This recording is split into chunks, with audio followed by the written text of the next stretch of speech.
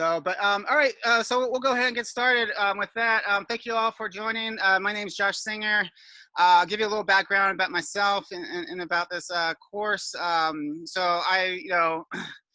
I spent a lot of my life, kind of researching and teaching and working in history, particularly around American history and kind of analyzing, our systems of oppression and white supremacy, patriarchy, neoliberal capitalism, things like that. I taught high school history. I got almost through a master's in American history. I just couldn't get too far in debt. I worked a lot. Done a lot of social justice projects. I work in food justice and community organizing right now. So I spent a lot of my life just kind of researching and capturing and teaching different social justice issues. But I decided to put this class together right after the 2016 election. It wasn't so much a rebuttal to Trump as a rebuttal to all the conversations that were happening in my white circles, my friends and families and coworkers, and I started realizing immediately, like within the next couple of days, the next couple of weeks, if you guys if you remember back to that time, that was all people were talking about for weeks, and it seemed like I started having a realization that like white people are really good at understanding explicit racism, like racism that's really clear to see, like the KKK, saying the N-word, preaching that black people are inferior, things like that. We get that really well, but anything beyond that is tough for white people, like the systems that we live in, the implicit biases, the unconscious internalizations, all the things that we just absorb just from being born into this white supremacy society, and just absorbing all this stuff. And a lot of this is because we're not taught this in our schools. We're taught a very whitewashed Eurocentric history.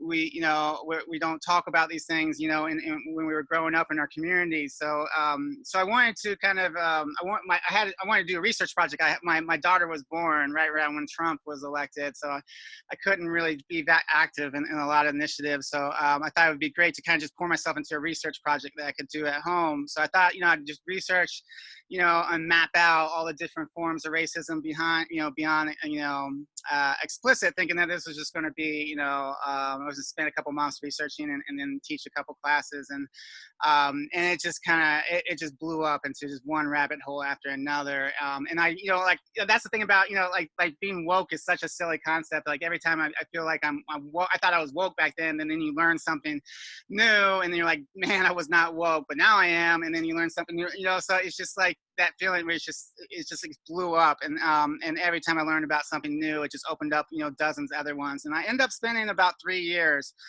researching, and I estimated about around 2,000 to 3,000 hours researching the first course, and then I spent about 6 months putting on that course. I did that last summer. It was a 15-class course. We did it at the ECAT, the Euclid Emerging Arts Center. But then, I had my second child was born over this winter. So I spent a lot of time, holding the baby one arm, reading a bunch of books and the other, and did a lot of research, and kind of expanded on and added a lot more subjects. Started opening up into things like how does capitalism, how does patriarchy, how all these other systems kind of interact with white supremacy. And then, my plan was to spend all spring, kind of working on this and then launching in the summer. But then COVID hit, and I got sucked into, did a lot of COVID resource projects. And I work in urban agriculture and food justice. So we also converted all of our classes in the spring to webinars. So if you're interested in urban ag or food justice, I have like over 30 webinars I can send you. But then it's getting close. So I haven't completely finished this whole course, but I'm about 90% done. Like this month is done, a lot of other months done, but there's a couple new classes I'm still kind of finalizing. And I decided though I didn't really want to wait much longer, just with everything that's happening. Plus there was a lot of topics I wanted to cover before the 2020 election this fall. So this is kind of my, so I put together and I launched this, like I'm ready to go for July, almost ready to go for August. And then, but this is the idea is I want to go, this is my ideal schedule that I'm shooting for, but a lot can happen. This is why I only opened up registration for 1 month at a time, and then I'll know by the end of at least a week before the next month if I'm going to need more time or if I'm ready to kind of open up registration. So I'm going to be opening up registration about 1 week before each month, but there is a chance I may need to take a month off. Just there's a lot going on right now, so I may need to spend some more time. But I thought I'd just try this out, see how far I can get, and hopefully I can at least make it. Like a lot of these topics, like I said, I want to do before the election. So, but yeah. So let's kind of dive in a little bit to our agenda. So how this class is going to this one. So this is the first class of the July series, and we're going to spend our agenda today. We're going to talk about we're going to have an introduction and talk about kind of setting the context of where this class is going, or how this class fits in a lot of things that are happening right now. And I'm really excited because when my last class, when I did 15 classes, I did a super long introduction for every one of them. And for the people that actually showed up to most of the classes, it had to be annoying. So we're only going to do this introduction once per month. So we'll hopefully won't be less annoying. But then we're going to dive into all the different definitions of racism and try to start defining what racism is. And then we're going to jump into white fragility just for a little bit. Our next class is on whiteness, and we're going to spend a lot of time. I'm talking more about white discomfort, white centering, things like that. But we need to we need to at least understand a little bit why people are resistant to understanding racism. So we're kind of jump into that, and then we're going to go over like common excuses that people use for racism and white privilege, and have some exercises around that. Then we're going to take a little bit of a break, and then we'll jump into systemic racism as systems, and then we're going to talk about the rise of race-neutral racism, which is we're going to talk about a lot of little mini histories of how a lot of these racist systems don't seem racist at all, but then their outcomes are very racist. So this is what we were saying before. If you're just joining us, this could be a lot of content. I know a lot of us have had long days already. So one of the things I'm excited about with this recording this is if you can't, if you're just crashing or if it's just too much, feel free, if you got bail. Try to make it through the section, because I'm going to record this and then kind of divide it up by sections, and then I'll send it out either Thursday or Friday to everyone, and then try to watch everything before the next class, because each class is going to kind of build on top of each other. So but like I said, you don't need to be an expert in all this stuff. A lot of this stuff is just kind of being familiar with it, and then when it really clicks is when you start seeing it in the real world and seeing it in your life and in your job and your community. That's when the understanding really starts to connect. So a lot of this is just kind of sitting back and just kind of absorbing and just letting it be familiar with it. Cool. So a couple quick class considerations. So I've already talked about, let's all stay muted and our videos off just to kind of improve the bandwidth. But then we'll have, times where we can turn them on and have discussions. And if you have questions, again, put it down in the chat box and I'll check that after each slide. Let's try to use, during the discussions, let's try to use, respectful language as much as possible. Avoid shaming, things like that. Let's focus on behaviors and systems and not people, just because it's much more effective that way, and we'll talk a lot more about that. Let's be mindful. White fragility, white discomfort, these are some of the reasons why it's so hard for white people to kind of understand the true nature of a lot of this racism and white privilege.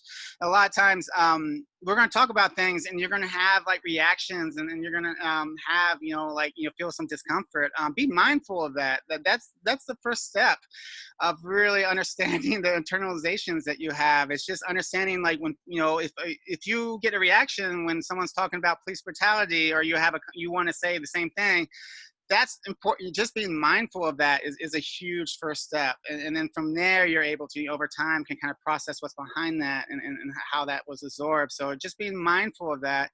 And also, a lot of times, let's hold space for multiple narratives. A lot of times, like, we fight about, which narrative is right, when in reality, like, everyone's narrative is right, and is part of the, bigger equation. Like, I have never experienced police brutality, but I have Black friends who have experienced horrific brutality. So I could either say my Black friends experienced this, but I've never experienced it, which kind of negates what they're saying.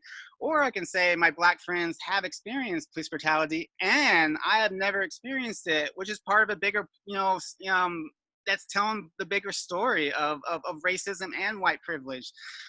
So we have to understand all these narratives are important.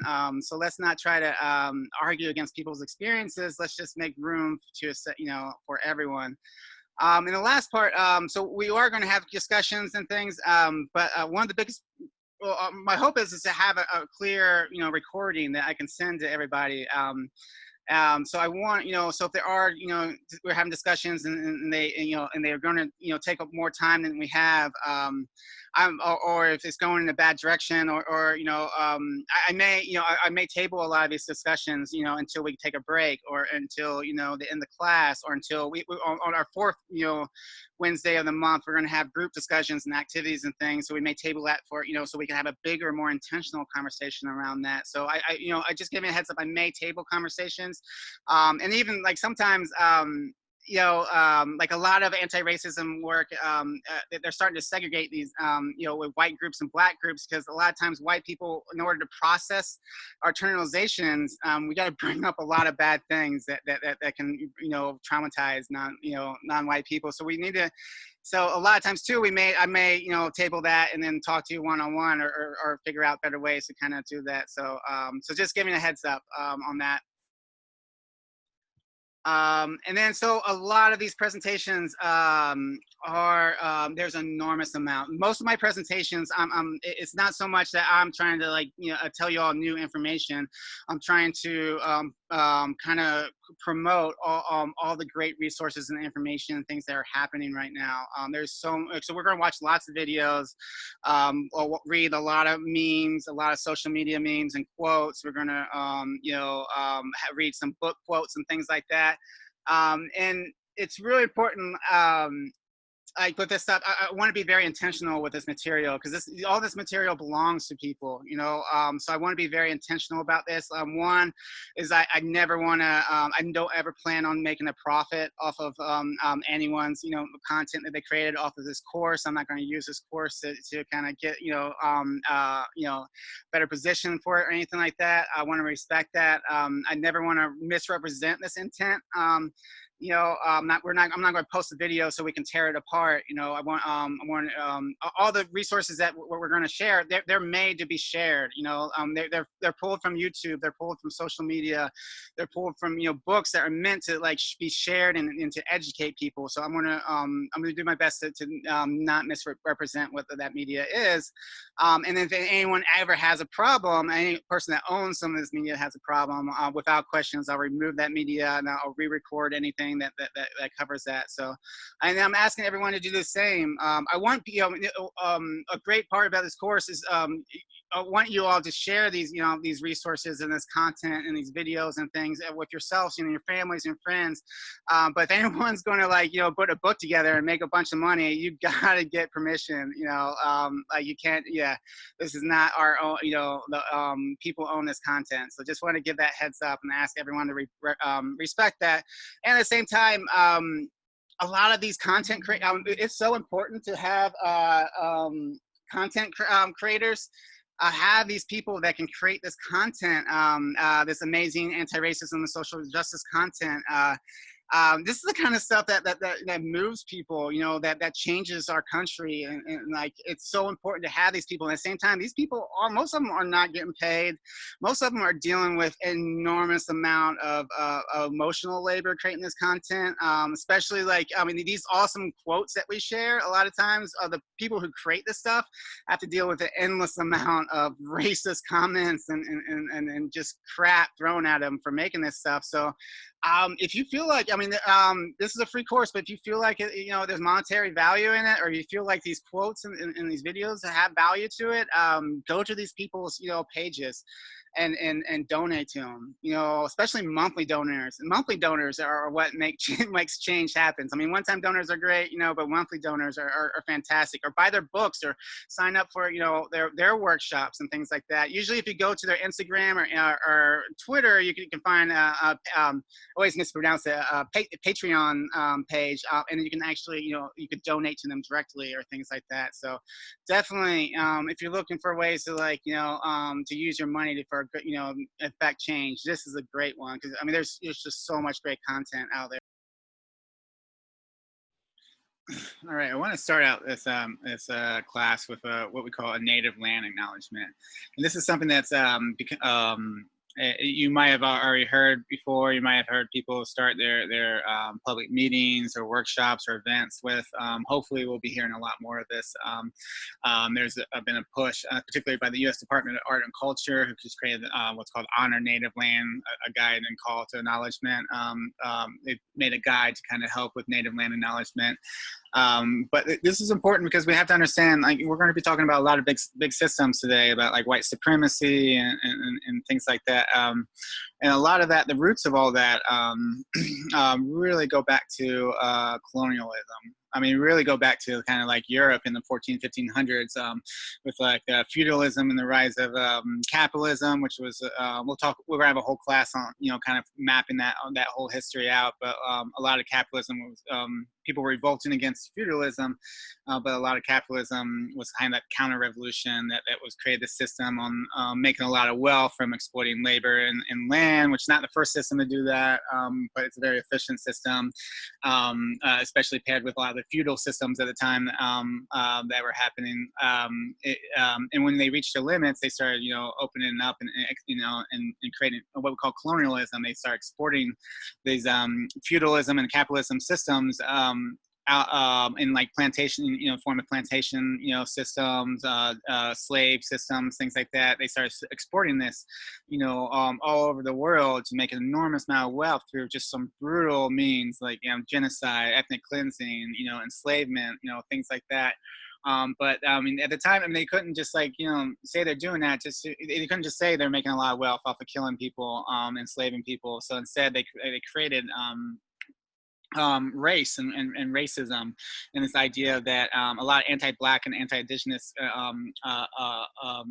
practices and systems, you know, basically claiming that, you know, Black people or Africans were all one Black species, and they were, like, you know, they were inferior. They were different species than white people. They're, you know, uncivilized, dangerous, all that stuff. So enslavement actually brought them civilization, and like, you know, was actually benefited them. And, like, you know, same with, you know, native cultures, that they're uncivilized, they're beasts, you know, different, you know, and that, you know, or European colonialism actually brought in civilization. And reality is, both of these societies, you know, Black, you know, Africa and indigenous populations and everywhere, we're civilizations, we're civilized, but the European people actually, you know, slaughtered them, and destroyed their cultures and enslaved them for a lot of wealth. But even though a lot of countries have gotten past a lot of it, you know, they overthrew, you know, Europe colonialism, or you know, independence, you know, things like that. But the reality is, the colonial systems, the anti-Black and anti-Indigenous colonial systems that were set up everywhere in the world, you know, are still, were never really dealt with. We're never dismantled. So that same anti-Indigenous and same anti-Blackness was. Is still in permeating in all of our systems today. So when we talk about decolonization, you know, we're going to be talking about a lot of that, you know, throughout this course, how to decolonize. You know, we're really talking about how to, you know, dismantle a lot of these leftover colonial systems that we're dealing with. And a big one is a big colonial system that we need to dismantle is the erasure of indigenous and native history and culture from the land, from the land that we all now walk on. And so you think about it, I mean, like majority of people, I mean, I know the history of this country, I know the history of colonialism, but to be honest, I mean, and when I was creating this slide, I had to actually research, who were the native people that I've been in DC for 15 years, and I had to research who originally habitat that lived in this land. And a really great website to research native land. If you want, it outlines, who's in the area, what tribes, and you can do a lot of great research. But so the idea of native land acknowledgement is to kind of is a form of decolonization where we're actually bringing back the history and culture of the native people before us, which many of them are still with us, but we're occupying the land. So the idea is we're trying to bring back our history so we can better understand how to actually move forward. I'm going to read this. I'm just going to read this little highlight of this great quote. But it says, acknowledgement is a simple and powerful way of showing respect and a step towards correcting the stories and practices that erase indigenous people's history and culture and toward inviting and honoring the truth. So I did some, research the native tribes in the DC area, and there's a lot of different tribes in this area, but the main one was the Anacostan people, and they were part of the Piscataway tribe or nation, which is a larger nation in the mid-Atlantic that encompassed a lot of different smaller, individual tribes. And they were eventually, the Anacostans were pushed out, violently pushed out, enslaved, killed. Disease took a lot of them, and then the remainders of the people kind of left the Anacostan culture and were just kind of merged into other different tribes. But the official, the Piscataway, nation came out. The official line. DC Native Land Acknowledgement is we acknowledge that this meeting is taking place on the traditional land and Anacostan people of the Piscataway tribe. So that's really all we need to do with the native land is just acknowledging that. And if you want to give a little bit more history too, I think that's powerful. But I really like this great food justice advocate, LaDonna Redmond, wrote, we must understand that the land that we stand on because someone else's blood is on it. And I think that's just, it's so important not just to understand it and honor, that our history is good and bad, but also to understand, how we're going to move forward. What do we need to make this a better society for everyone.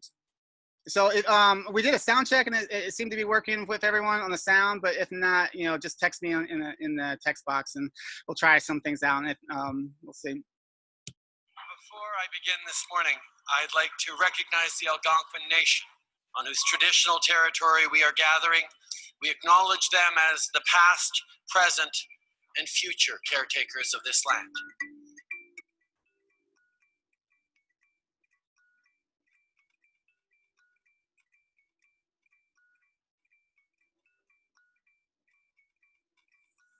Wherever I go on God's green earth, I do the Lakota tradition of acknowledging four directions, the land, and the people living there. Uchimaka, as I call Grandmother Earth, the land, I view her as a sacred, living entity, and that's why we acknowledge it in Lakota thought and philosophy. As a Native person, I'm ready for any kind of confrontation that might come up, or I'm preparing myself to remind people of all those things that they forget about. I was at a meeting in Minneapolis, and the room was primarily non-Native people. I was in a non-Native organization, but this executive director got up and said, okay, we're gonna get started. So everybody, was sitting down and getting quiet. She said, I'd like to get started by acknowledging the indigenous culture of Minnesota. And I was like, whoa. And it just made everything like fall away a little bit from me. My guard went down. I was more relaxed because by saying that, like, that means she understands something that is just like, you can't talk about, right?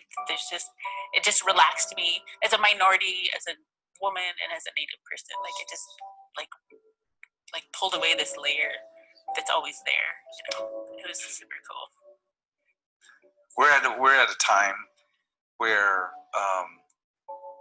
non-native cultures are understanding the traditions of indigenous peoples for probably the first time in our histories. So like when I go to New Zealand, the protocol is to acknowledge each other's ancestors and your mountains and your rivers. And that's such a beautiful tradition. When people are in that space and say, we acknowledge who you are, this land, where your people come from, they're saying we acknowledge a relationship, but we're also creating that relationship. This is a good thing. The important thing would be that folks would then sit with that. Like, what does it mean that our settlement is occupying this space? And what responsibility do I have considering that legacy to these contemporary things, right? And how do I stop distancing myself from that? Ideally, that would be, for me, the impact that this has. If you start acknowledging that the land that you're standing on and the space that you are in belong to people that are still here, like, make so much more room for understanding of all these other issues. It's one of those little things that, like, if it could just tip a little bit, all the like dominoes that could fall from it, I think are important. Now I'm like imagining it and like wanting to live in that, like the thing that I'm imagining, like, yeah, that's actually really beautiful. It's just being a genuine human being, to acknowledge each other's histories, the good and the bad.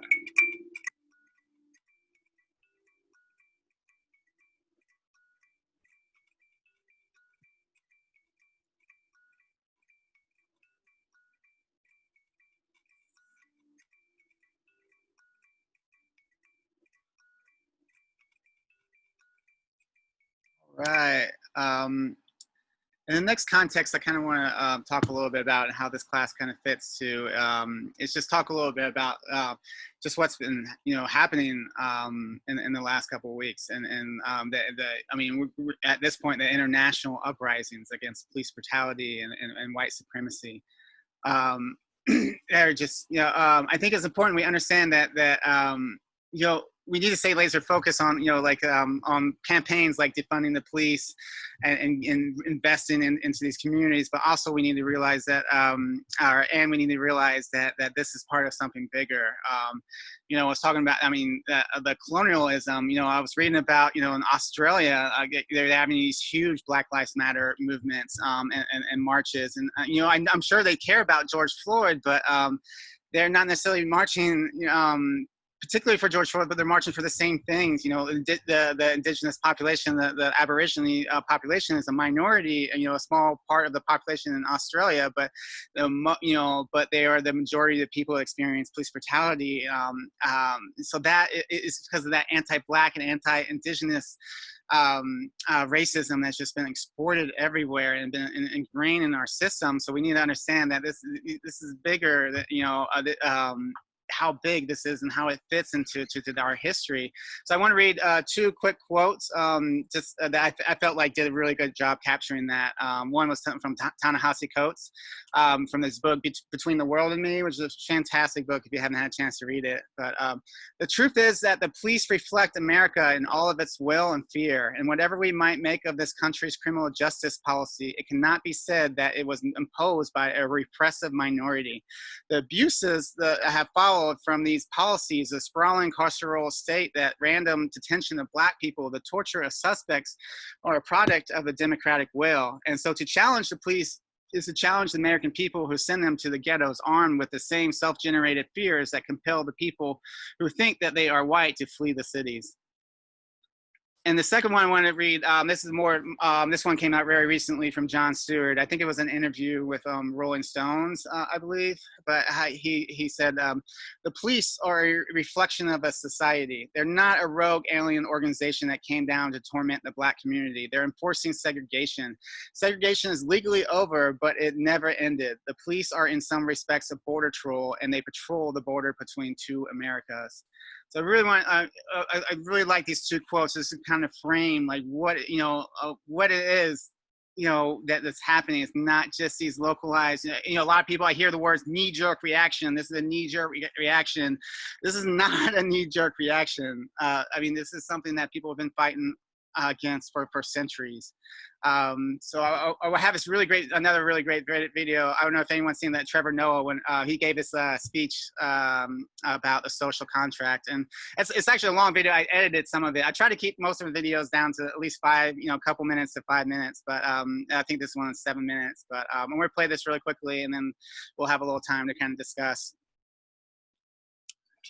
I think Amy Cooper was one of the first moments that one of the first dominoes that we saw get knocked down post-corona for many people.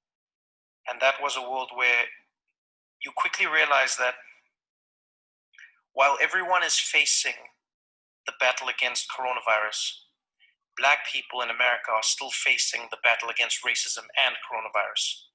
And the reason I say it's a domino is because think about how many Black Americans just have read and seen the news of how Black people are disproportionately affected by coronavirus, and not because of something inherently inside Black people, but rather because of the lives Black people have lived in America for so long. Coronavirus exposed all of it. And now here you had this woman who, we've all seen the video now, blatantly knew how to use the power of her whiteness to threaten the life of another man and his Blackness. Oh, real quick, and so Amy Cooper, if you remember, she was the one that was in Central Park, New York, and there was a Black man who was a birder who asked her to put her dog on a leash, which was the law, and then she kind of blew up on him, and he got on video the fact that she was saying that she's going to call the police and tell him a Black man is threatening my life, and so just to give you a little context, sorry, I forgot to give it. What we saw with her was a really, really powerful, explicit example of an understanding of racism in a structural way. When she looked at that man, when she looked at Cooper and she said to him, I'm going to call 911 and I'm going to tell them there's an African-American man threatening my life. She knew how powerful that was. And that in itself is telling.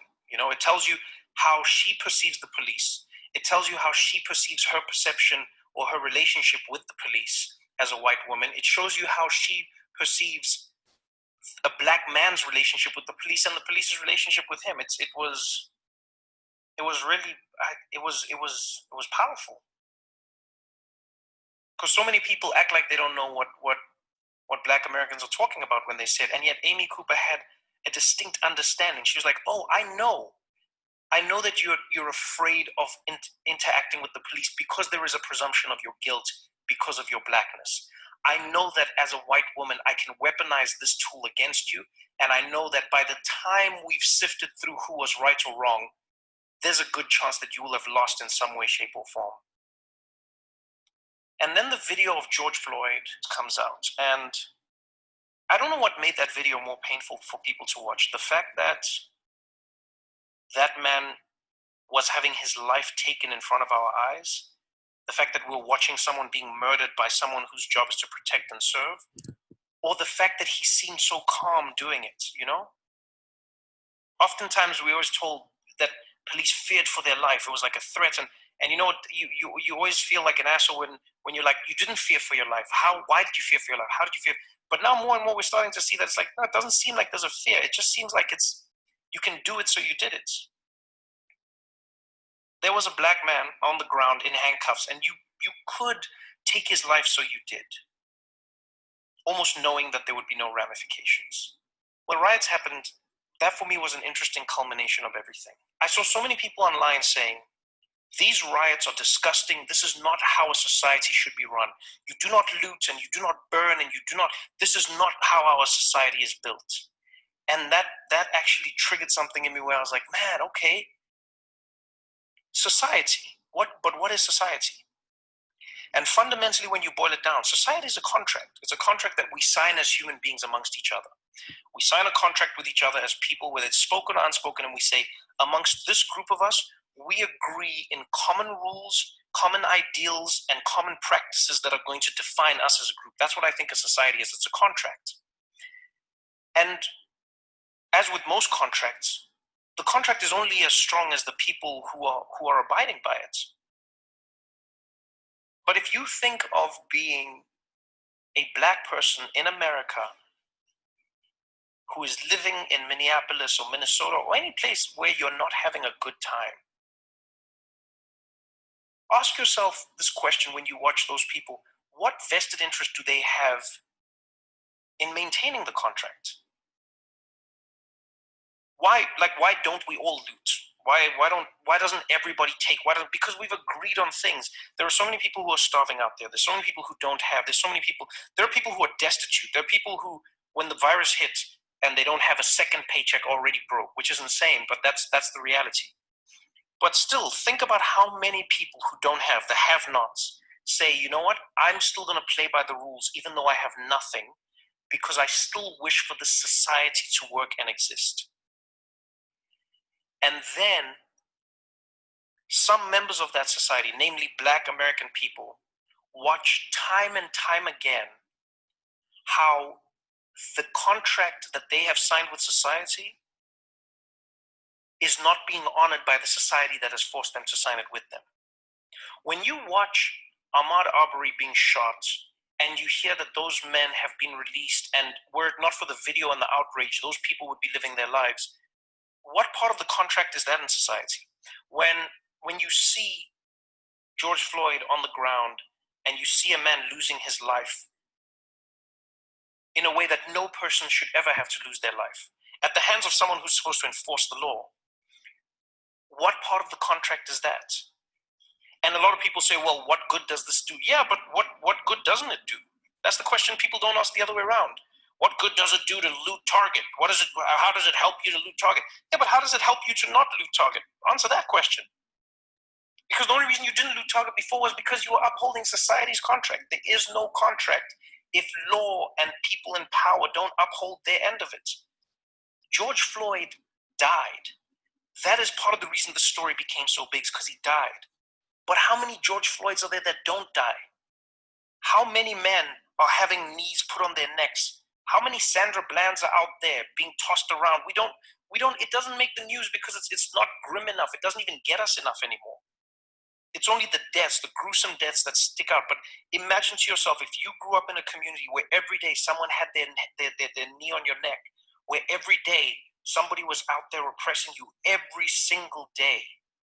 You tell me what that does to you as a society, as a community, as a group of people. And when you know that this is happening because of the color of your skin, not because the people are saying it's happening because of the color of your skin, but rather because it's only happening to you and you're the only people who have that skin color. And so to anyone who watched that video, don't ask yourself if it's right or wrong to loot, or don't ask yourself, wow, what does looting help? No. Ask yourself that question. Ask yourself why it got you that much more watching these people loot, because they were destroying the contract that you thought they had signed with your society. And now think to yourself, imagine if you were them watching that contract being ripped up every single day. Ask yourself how you'd feel. All right. So a couple comments that Regina said that Simon Baldwin has a book out about the history of Chicago police, 1820 and 1970, and the reason the police there in America was to protect capital and to enforce a racial hierarchy. They were not created to serve and protect. That was the bill that came later. And Erica writes that she posted the link to the Anti-Racism Coalition in Washington, D.C. that she was talking about. Cool. Well, I'd love to. I mean, I played those quotes and I played that video mainly to kind of center us a little bit on what just has been happening for the last month. But I want to kind of give it just a second to see if anyone, before we kind of move on and kind of jump a little bit more into the course, to see if anyone wants to kind of add to that, and you feel free. You can unmute yourself or type in your question or anything like that. And we'll give you a little couple seconds.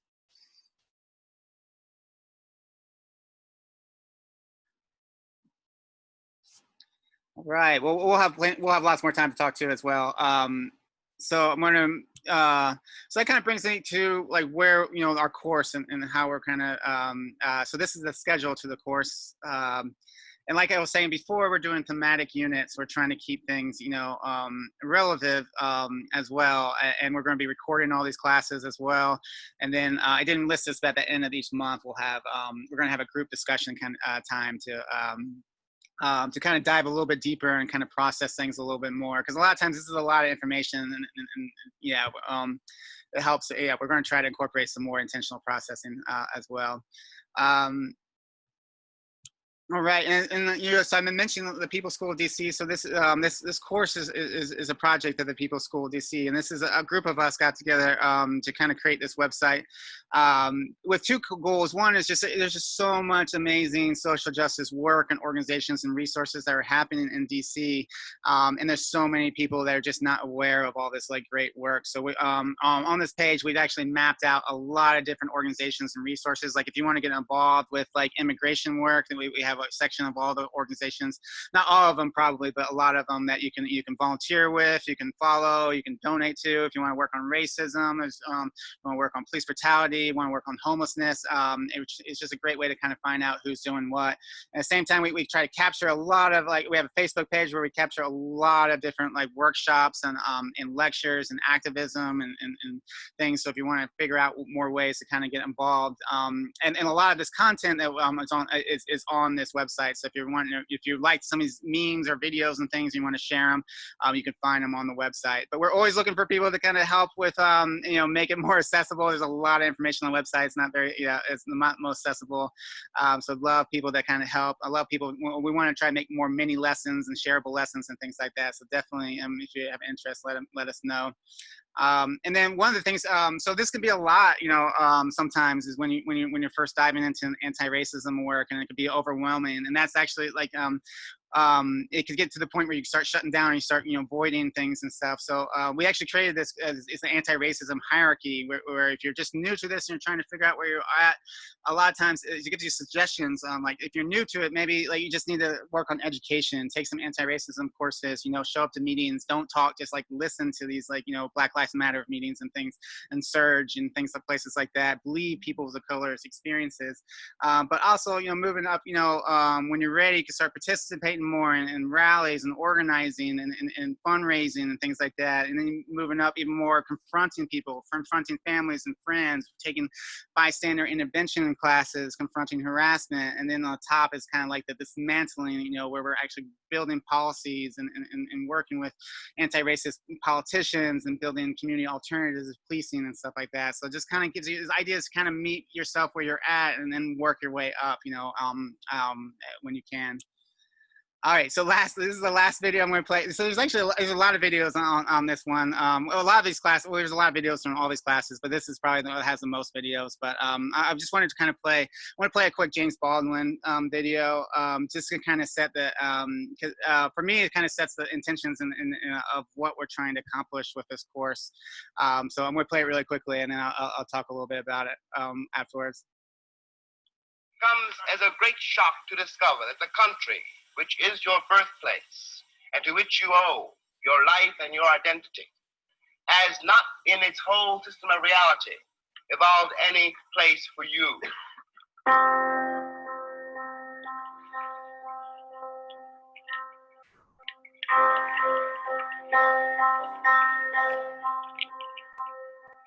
It comes as a great shock around the age of 5 or 6 or 7 to discover that the flag to which you have pledged allegiance, along with everybody else, has not pledged allegiance to you.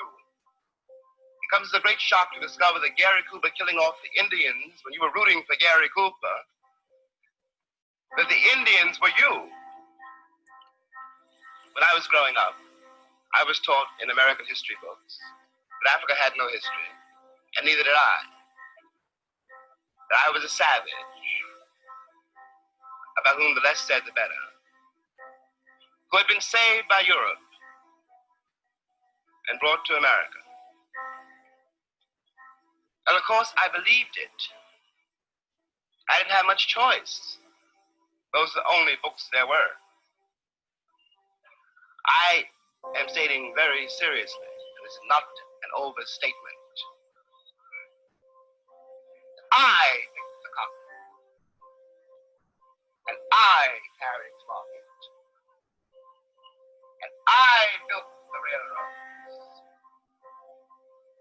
as someone else's whip for nothing. For nothing. If one has got to prove one's title to the land, isn't 400 years enough? 400 years, at least 3 wars. The American soil is full of the corpses of my ancestors. Why is my freedom or my citizenship or my right to live there? How is it conceivably a question now? What we are not facing is the results of what we've done. What one begs the American people to do for all our sakes is simply to accept our history until the moment comes when we, the Americans, we, the American people, we are trying to forge a new identity for which we need each other. Until this moment, there is scarcely any hope for the American dream, because the people who are denied participation in it, by their very presence, will wreck it. All right, and so I played this one to at the beginning to kind of set the intentions of the class. Well, one, I mean James Baldwin is just amazing. We're gonna listen a lot and read a lot about James Baldwin throughout the series. He does such a good job at just explaining like the anti-blackness, the anti-black culture, and what it means to grow up into that and to realize that the flag is not here to serve you, that your heroes who you're rooting for were, killing you, and just summarize. It's just the idea of like the line, what one begs the American people to do for all of our six is to simply accept our history. And that, as a high school history teacher, a former high school history teacher, we do not teach our history. Like our curriculum is super whitewashed and super Eurocentric, and it's impossible to understand the current world that we live in with the history that we teach. And when he talks about like we need to understand this to build a new identity, I don't think we're not talking a post-racial identity, but we're talking our next class we're going to focus on whiteness. We need a new identity. We need to move beyond whiteness. Whiteness is not just a skin color. It's a legal status of privilege at the cost of blacks disenfranchisement and oppression.